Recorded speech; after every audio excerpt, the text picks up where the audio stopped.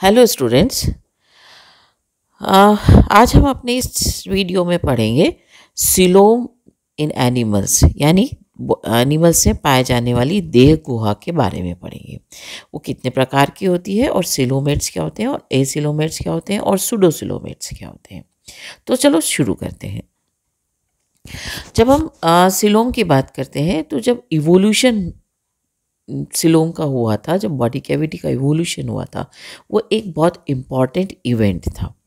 क्यों था? क्योंकि ये जो बॉडी का सिस्टम है उसको ग्रो होने में सपोर्ट करती थी, और ये जो मटेरियल जो डिस्ट्रीब्यूट होता था, जो पूरा जो भी फूड वगैरह जो भी डिस्ट्रीब्यूट होता था, उसमें ये बॉडी सिस्टम जो है, बॉडी कैविटी जो है ये सपोर्ट करती है। बॉडी कैविटी जो है वो शॉक एब्जॉर्बर भी होती है, यानी जब हम बॉडी जो है हमारी जितने शॉक लगते हैं वो सब बॉडी कैविटी इसका एब्जॉर्ब कर लेती है। और दूसरा, जो हमारे अंदर वाले ऑर्गन से, इंटरनल ऑर्गन से, उन्हें वो प्रोटेक्ट भी करती है। सिलोम जो है वो हमारी मेन बॉडी कैविटी होती है, जो ज़्यादातर एनिमल्स में पाई जाती है। और ये कहाँ होती है? ये इंटेस्टाइनल कैनाल, जो हमारी आहार नाल है और जो हमारी बॉडी वॉल है, इसके बीच में जो है सिलोम पाई जाती है। तो सिलोम कहाँ पाई जाती है?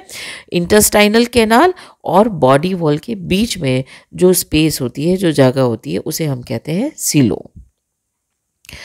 नाउ सिलोम जो है वो एक ग्रीक लैंग्वेज का वर्ड है। इसका मतलब होता है होलो कैविटी, एक देह गुहा जिसे हम कहते हैं।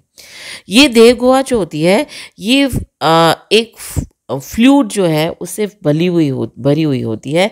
और ये कहाँ होती है? जैसा हमने लास्ट स्लाइड में पढ़ा था, एलिमेंट्री कैनाल और बॉडी वॉल के बीच में होती। ये जो सिलोम होती है, इसकी जो एक मेन कैरेक्टर्स होता है कि ये दोनों साइड से मेसोडर्म से, यानी मध्यस्चर्म से लाइन रहती है, आस्तरित रहती है।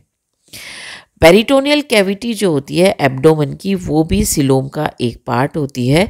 और जो सिमिलर स्पेस होती है हार्ट और लंग्स के चारों तरफ, वो भी सिलोम का ही एक पार्ट होती है। जो सिलोम का स्ट्रक्चर है और उसका डेवलपमेंट कैसे होता है, अलग अलग ग्रुप ऑफ एनिमल्स में वो अलग अलग तरीके से होता है। अब हम आगे वाली स्लाइड्स में इसके बारे में पढ़ लेते हैं। तो earlier stages of development, coelom जो है वो डेवलप कैसे होती है।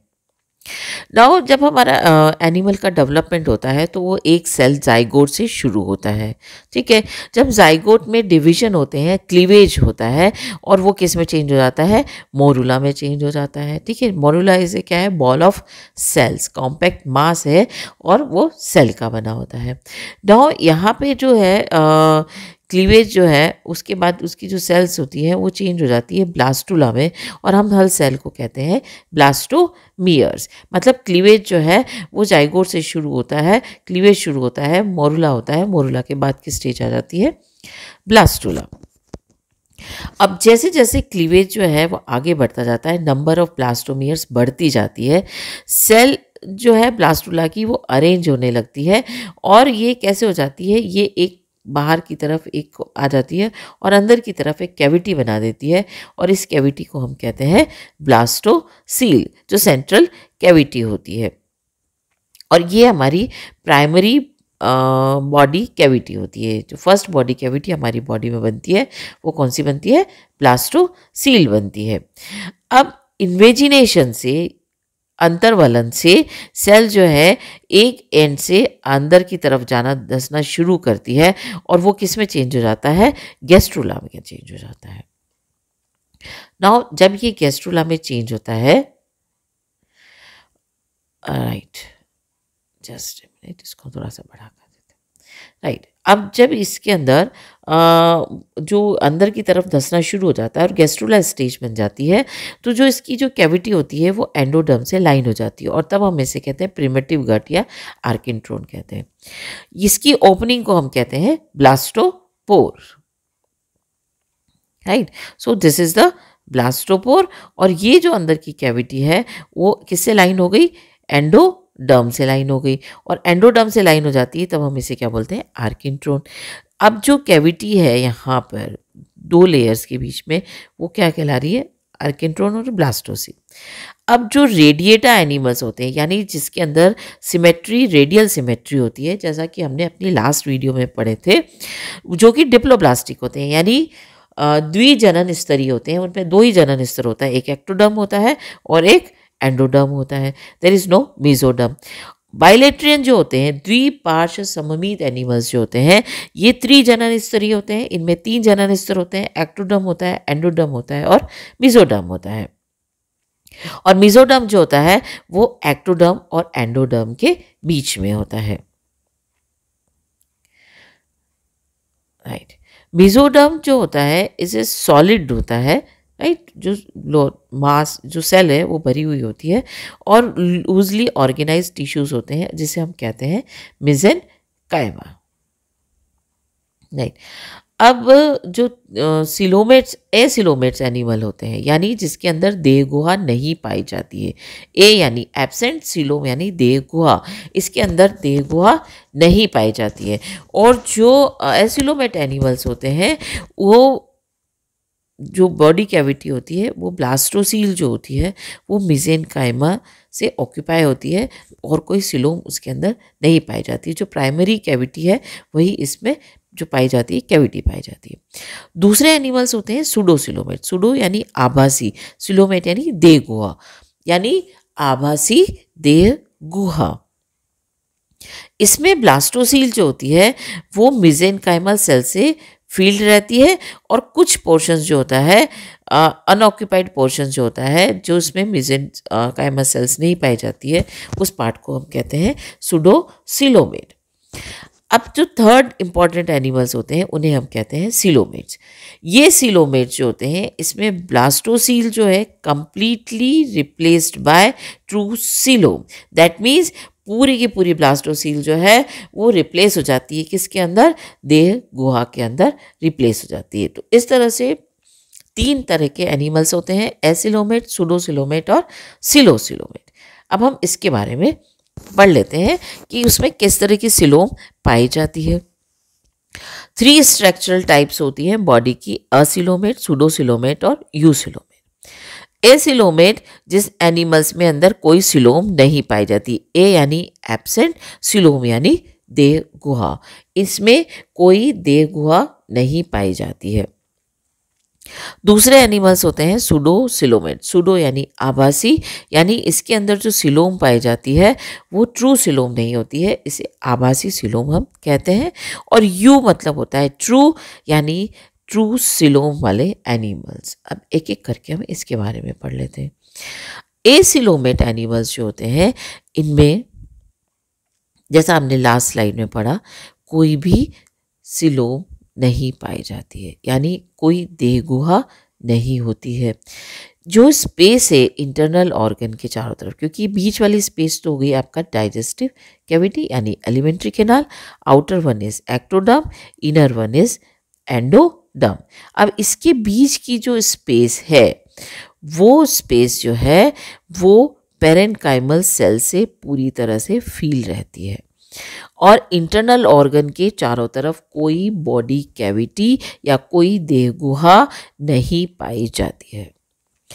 पेरेन्काइमा जो है वो इंटरनल ऑर्गन्स जो है उसको मूवमेंट में जो है रेस्ट्रिक्ट करती है, आसानी से इंटरनल ऑर्गन्स जो है वो घूम नहीं सकते। और इनमें सिर्फ एक ही गट पाई जाती है जिसे सिलेंट्रोन या स्पंजोसील कहते हैं, और इसके अलावा कोई कैविटी नहीं पाई जाती है। Examples flatworms, coelenterates and sponges, ये सारे एनिमल्स जो हैं वो क्या कहलाते हैं? एसिलोमेट कहलाते हैं। दूसरी टाइप के एनिमल्स होते हैं सुडोसिलोमेट। सुडो का मतलब होता है आभासी, फॉल्स, यानी इसमें ट्रू सिलोम नहीं पाई जाती है। तब ट्रू सिलोम नहीं पाई जाती है, इसका क्या मतलब हुआ? कि हमने कहा था कि सिलोम का मतलब होता है कि वो दोनों तरफ से मीजोडर्म से लाइन रहनी चाहिए, लेकिन यहाँ पर क्या होता है, outer layer is ectoderm, inner layer is endoderm, और ये जो थर्ड लेयर है वो मीजोडर्म है, और ये वाली जो कैविटी है ये इसकी बॉडी कैविटी है। अब ये बॉडी कैविटी सिर्फ बाहरी तरफ से मीजोडर्म से लाइन है, अंदर की तरफ से इसमें मीजोडर्म लाइन नहीं होते हैं, इसलिए हम इस बॉडी कैविटी को बोलते हैं सूडोसिलोम। और इनके इंटरनल ऑर्गन्स जो हैं वो सूडोसिलोमेट में फ्रीली पाए जाते हैं। एग्जाम्पल्स राउंड वॉर्म्स यानी एस्का हेलमिंथिस और निमेटा हेलमिंथिस जिसे हम कहते हैं, माइनर फाइला जो होते हैं एस्का हेलमिंथिस के, वो सब के सब किस में आते हैं, सूडोसिलोमेट्स में आते हैं।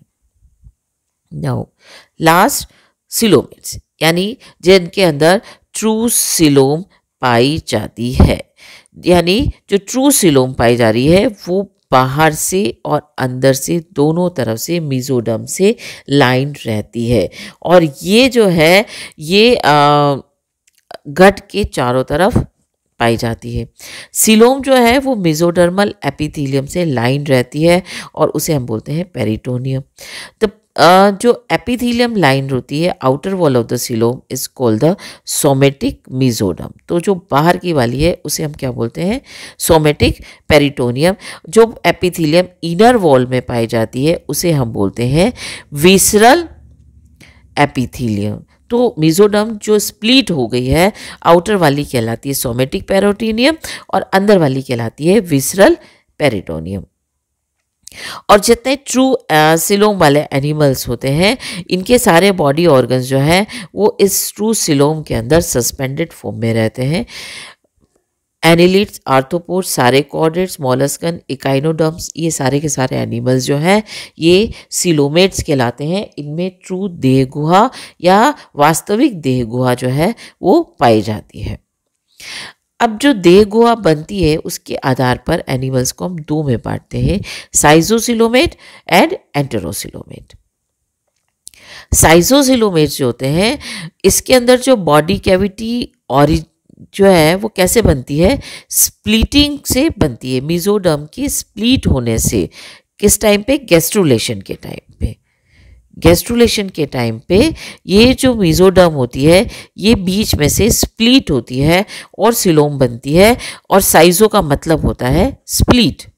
इस एनिमल को हम क्या बोलते हैं, साइजोसीलियस एनिमल बोलते हैं, और ऐसे एनिमल को हम साइजोसिलोमेट बोलते हैं। ठीक है, तो स्प्लिट होने से जो सिलोम बनती है उसे हम क्या बोलते हैं, साइजोसिलोम। और ये किस में पाई जाती है, एनिलिड्स, आर्थ्रोपोड्स एंड मोलस्कन्स में पाई जाती है। आर्थ्रोपोड्स में क्या होता है, ये जो साइजोसिलोम होती है वो ब्लड से भरी हुई होती है क्योंकि वहाँ पे ओपन सर्कुलेटरी सिस्टम होता है, और पूरी सिलोम जो है वो ब्लड से भरी हुई होती है। उसे हम कहते हैं हीमोसील कहते हैं। क्या बोलते हैं, हीमोसील। या दूसरी होती है एंटेरोसिलोमेट। ये सारे ड्यूटेरोस्टोम्स जो होते हैं जिसके अंदर कॉर्डेट्स और इकाइनोडर्म्स आते हैं वो सब के सब एंटेरोसिलोमेट्स होते हैं। एंटेरोसिलोमेट्स का मतलब होता है कि उसमें जो देह गुहा बनती है वो पाउचिंग से बनती है। दैट मीन्स क्या होता है कि जैसे ये मेसोडर्म है ना, इस मेसोडर्म में छोटे छोटे पाउचेस बनते हैं, फिर ये छोटे छोटे पाउचेस जो है वो आपस में मिल करके पूरी एक बॉडी कैविटी बना लेते हैं, है ना। ये एक्सपैंड्स होते रहते हैं और मेसोडर्म जो है ये बॉडी वॉल के आउट साइड और इनर साइड आ जाते हैं। इस तरह का जो सिलोम बनता है उसे हम बोलते हैं एंटेरोसिलोम। तो सिलोम के फॉर्मेशन के दो तरीके होते हैं, एक साइजोसिलोम और एक एंटेरोसिलोम। जो लोअर एनिमल्स हैं, एनिलिड्स, आर्थ्रोपोड्स एंड मोलस्कन्स, ये सब के सब साइजोसिलोमेट होते हैं, और इकाइनोडर्मेटा एंड कॉर्डेटा सारे के सारे वो एंटेरोसिलोमेट होते हैं। साइजोसिलोम में स्प्लिट से बनती है और एंटेरोसिलोम में छोटे छोटे पाउचेस जो हैं वो मिल करके सिलोम का निर्माण करते हैं। किस टाइम पर, गैस्ट्रुलेशन के टाइम पर। तो इस तरह से सिलोम जो है वो दो तरीके से बनती है, साइजोसिलोमेट होते हैं और एंटेरोसिलोमेट्स होते हैं। तो इस तरह से देह गुहा जो है एक इम्पॉर्टेंट पार्ट होता है। देह गुहा के आधार पर हम एनिमल्स को तीन पार्ट में बांटते हैं, एसिलोमेट, सूडोसिलोमेट और सिलोमेट। सिलोमेट दो तरह के होते हैं, साइजोसिलोमेट्स एंड एंटेरोसिलोमेट्स। आज के लिए हम इतना ही पढ़ेंगे। नेक्स्ट वीडियो में हम आगे का पार्ट पढ़ेंगे। Thank you.